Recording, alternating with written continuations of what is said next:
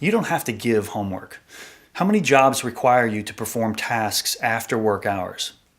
Not many. So please don't think you have to make your students do it. Instead, say this: we are going to use every minute of class time to its fullest, and I want you on board with that.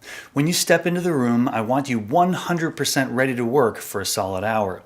If we can all do that, your reward is no homework, because it won't be necessary.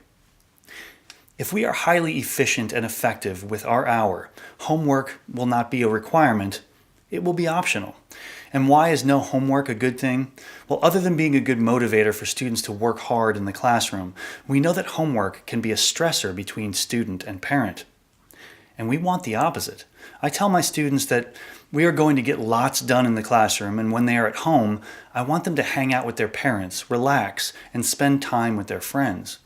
I don't want them thinking about school and answering questions out of the book, or frantically copying those answers from a friend 2 minutes before class, as many of them end up doing.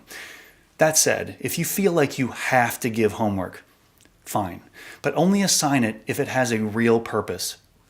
Do not give busy work, ever.